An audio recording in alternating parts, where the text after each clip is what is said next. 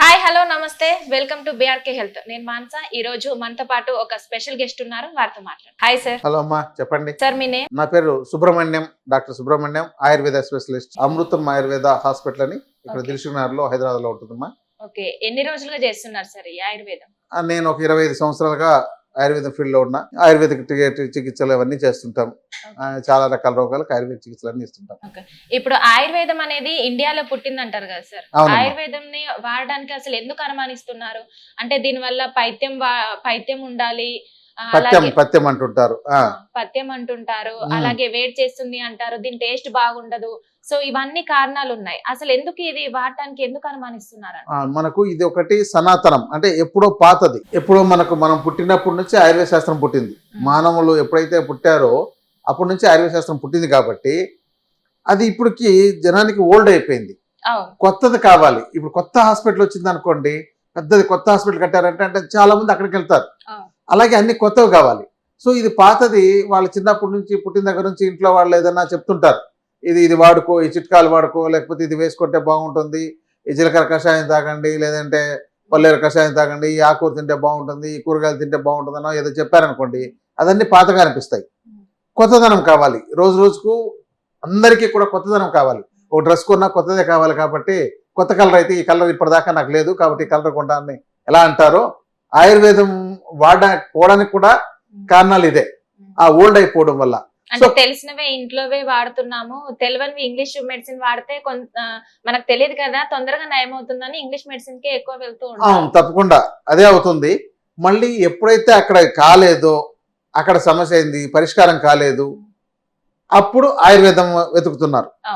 ఒకటి, కొంతమందికి అసలు ఆయుర్వేదం ఏంటో తెలియకుండా పోవడం వల్ల వాళ్ళు అక్కడితోనే, అంటే వాటితోనే వాడి ఆపరేషన్ చేయించుకొని ఇక దాంతో నెక్స్ట్ ట్రీట్మెంట్లు ఏమున్నాయో, ఇప్పుడు ఒక క్యాన్సర్ వచ్చిందనుకోండి, దాంతోనే కీమోని, రేడియేషన్ ఇలాంటివి ఇచ్చుకుంటూ అలాగే జీవితం లాస్ట్కి ఎండ్ అయిపోతుంటుంది. ఒక కిడ్నీ ప్రాబ్లం వచ్చిందనుకోండి, వాళ్ళకి ఇంకా డయాలసిస్ అని ఇలాంటి వాటిని వాడుకుంటూ చివరికి అక్కడే ఎండ్ అవుతుంది. కానీ ఆయుర్వేదం ఏంటంటే మనం జీవించడానికి మనకు ఆహారం, మీరు ఇప్పుడు ఆహారం, కొత్త ఆహారం ఏం తీసుకురాగలరు? ఏ కొత్త ఆహారం తీసుకురాలి? మీరు చిన్నప్పటి నుంచి ఏ తింటున్నారో, మీ వయసు ముసలితనం వచ్చేదాకా కూడా తినే ఆహార పదార్థాలు అవే ఉంటున్నాయి. లేదంటే కొత్తగా ఒకటో రెండో యాడ్ అవుతుంటాయి, ఆకుకూరలో, కూరగాయలో, పళ్ళలో లాంటివి కొత్తవి ఏం తీసుకురాలి. అలాగే ఆయుర్వేదం కూడా అలాంటిదే. మీ ఆహారం మీరు ఎంతకాలం ఉండి మిమ్మల్ని కాపాడుతూ ఉంటుందో, మీకు రోగాలు రాకుండా కాపాడగలిగే చికిత్సా విధానం అంతా కూడా ఆయుర్వేదం. దాన్ని సక్రమంగా ఉపయోగించుకుంటే ఎవరికైనా ఏ రోగాలైనా తగ్గించుకోవచ్చు. కానీ కొత్తదనం కోసం ఎదురు చూస్తున్నారు కాబట్టి. ఇంకోటి ఏంటంటే, ఒక అతిపెద్ద సమస్య ఏంటంటే ఆయుర్వేదం కార్పొరేట్ అవ్వలేదు. ఒక కొత్త బిల్డింగు, కొత్త చికిత్సా విధానం కొత్త వస్తే కార్పొరేట్ అయింది అనుకోండి, అప్పుడు ఒకవేళ ఆకర్షించవచ్చేమో. ఎందుకంటే వాటి రుచులు కానీ మార్పించి, మనకున్నవే 6 రుచులు. ఈ 6 రుచులతోనే మనం తీసుకోవాలి. ఇప్పుడు మీరు ఇందాక అన్నారు చేదుగా ఉంటుందనో, వగరగా ఉంటుందనో. మీరు 6 రుచుల్ని సరిపడినంత తీసుకుంటేనే ఆరోగ్యంగా ఉంటారు. తీపి బాగుందని ఎక్కువ తీపి తింటూ పోతే కొన్ని రోజులకు షుగర్ రావచ్చు. ఉప్పు బాగుంటుంది, ఉప్పు నచ్చింది అనేసి తీసుకుంటే బీపీ రావచ్చు. అది పులుపు నాకు బాగా నచ్చుతుంది అని చెప్పిన పులుపే తీసుకున్నాను అనుకోండి, ఎప్పుడో అల్సర్ ప్రాబ్లమ్స్ రావచ్చు. ఇలా ఒక్కొక్కటి వచ్చే అవకాశాలు ఉన్నాయి. అంటే ఇప్పుడు ఇంగ్లీష్ మెడిసిన్ వాడినప్పుడు తగ్గకుండా ఉంటాయి కదా సార్ కొన్ని ప్రాబ్లమ్స్. సో తగ్గకుండా ఉన్న వాటిని మనం ఆయుర్వేదం వాడడం వల్ల ఒకవేళ వాటిని తగ్గించుకోవచ్చు అంటారా? ఒకవేళ తగ్గిస్తే ఎలాంటి సమస్యలు తగ్గుతాయి? ఇప్పుడు ఎలాంటి సమస్యలైనా తగ్గించవచ్చు. కానీ ఒక్కటి బాగా అర్థం చేసుకోవాలి, మీరు ఏదైతే ఆధునికంగా రకరకాల, ఇప్పుడు ఒక సర్జరీ చేసిన తర్వాత కొన్నిటికి చికిత్స చేయలేము. కొన్ని మెడిసిన్స్ వాడి దాంతో రకరకాల సైడ్ ఎఫెక్ట్లు ఏమైనా వచ్చి ఉంటే దాన్ని మళ్ళీ మనం వెనక్కి తీయలేము. కాబట్టి అవేవి లేకుండా మీరు ప్రారంభంలోనే మీకు ఏదైనా వస్తే ముందు ఆయుర్వేదం చూసి, దీంతో వాడి చూసి, దీంతో తగ్గలేదని అంటేనే మీరు అలోపతికో ఇంకోటో వెతుక్కోవాలి. ఆపరేషన్ అవసరమైతే ఇంక దీంతో కాదని తేల్చిన తర్వాత. కానీ చాలామంది అవన్నీ అయిపోయిన తర్వాత వస్తుంటారు. ఇంకోటి ఏంటంటే చాలా ప్రచారం లేకపోవడం ఒకటి, రెండోది అందుబాటులో చాలామంది డాక్టర్లు లేకపోవడం ఒకటి, మళ్ళీ కొంతమంది డాక్టర్లు కొన్ని వ్యాధులకు మాత్రమే చికిత్స చేయడం వల్ల ఎవరు సరైన చికిత్స చేస్తారో తెలియకపోవడం వల్ల ఆయుర్వేదం కొంతమంది వాడుకుంటున్నారు, చాలా మందికి అందుబాటులో లేకుండా పోతుంది. ఇంకొకటి ఏంటంటే, ఆయుర్వేదం అంటేనే ఒక అర్థం ఆయుష్ని కాపాడే జ్ఞానం. వేదం అంటే జ్ఞానం కదా. అంటే మన ఆయుష్ చెడిపోకుండా, అంటే ఆయుష్ తగ్గిపోకుండా, ఆయుష్ను పెంచుకోగలిగే జీవన విధానం అన్నమాట ఇది. కానీ ఆ జీవన విధానము అనేది చాలా మందికి అర్థం కాకపోవడం వల్ల ఇప్పుడు మీకు ప్రాబ్లం లేనంత వరకు వేరే వాళ్ళు కూడా మీకు ఏదైనా రోగిస్ట్గా ఉన్నారనుకోండి, అతను ఏదో కుంటుతూ వెళ్తున్నాడు అనుకోండి, అయ్యో పాపం ఏదో కుంటుతూ వెళ్తున్నాడు అనుకుంటారు. ఇలాంటి సమస్య మనకు వచ్చినప్పుడు మాత్రమే దాని యొక్క తీవ్రత మనకు అర్థమవుతుంది. కాబట్టి ఇక్కడ ప్రాధాన్యత ఏంటంటే భవిష్యత్తులో మనము ఎలాంటి రోగాలు ఇలాంటివి రాకుండా ఉండాలి, ఇలాంటి పరిస్థితి నాకు రాకుండా ఉండాలి అంటే ఎదుటి వాళ్ళని చూసి మీకు అర్థమవుతుంటుంది. వేరే వాళ్ళు అవస్థలు పడుతుంటారు.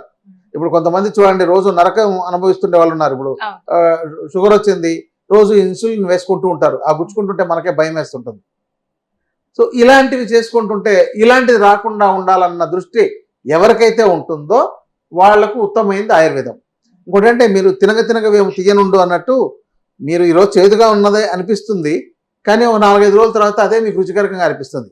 కాబట్టి ఆయుర్వేదాన్ని మనం అలవాటు చేసుకోవడం ద్వారా రోగాలు లేకుండా కాపాడుకోవచ్చు, రాకుండా కాపాడుకోవచ్చు, వచ్చిన వాటిని కూడా తగ్గించుకోవచ్చు. ఓకే, ఒకవేళ వాడటం వల్ల సైడ్ ఎఫెక్ట్స్ ఏమైనా ఉంటాయా సార్?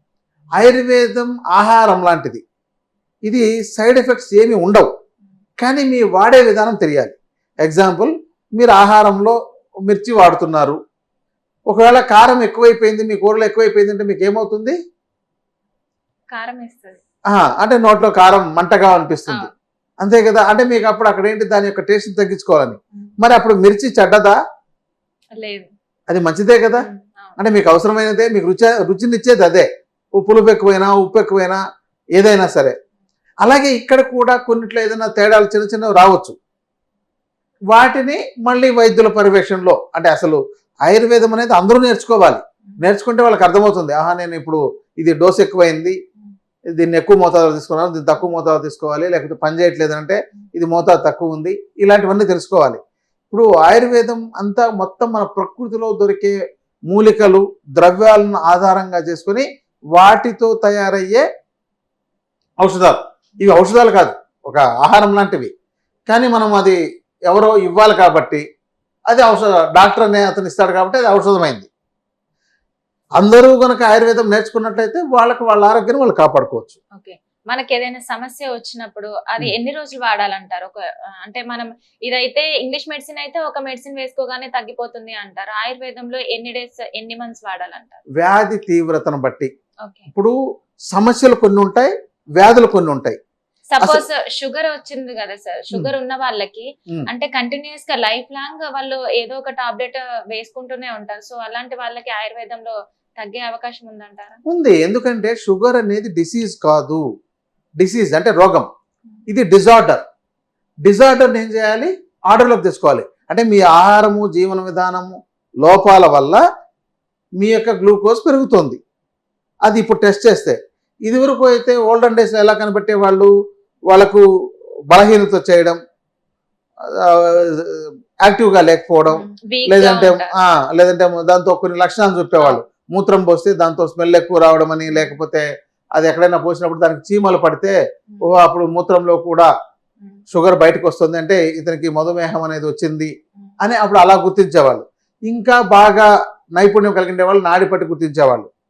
సో చాలా చోట్ల అందుబాటులో సరైన వైద్యులు లేకపోవడంతో వాళ్ళ యొక్క వ్యాధులు తీవ్రమయ్యేవి, దాంతో కొన్ని సమస్యలు వచ్చేవి.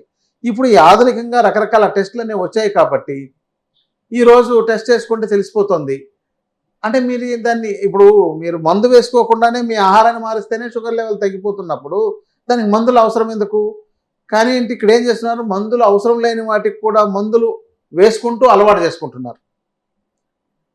కాబట్టి దీనిని మనం మందులతో అవసరం లేకుండా నేచురల్గా కాపాడుకోవాలనే ఉద్దేశం, ఆ భావం, వాటిని అర్థం చేసుకునే విధానం వాళ్ళ ఉన్నట్లయితే అసలు ఆ మెడిసిన్ వేసుకోవాల్సిన అవసరం లేకుండా కాపాడుకోవచ్చు. Okay, thank you so much sir. అంటే మనం ఇంగ్లీష్ మెడిసిన్స్తో కాకుండా ఆయుర్వేదంలో కూడా మనకు తగ్గే అవకాశం ఉంది అని చాలా బాగా ఎక్స్ప్లెయిన్ చేశారు. Thank you sir.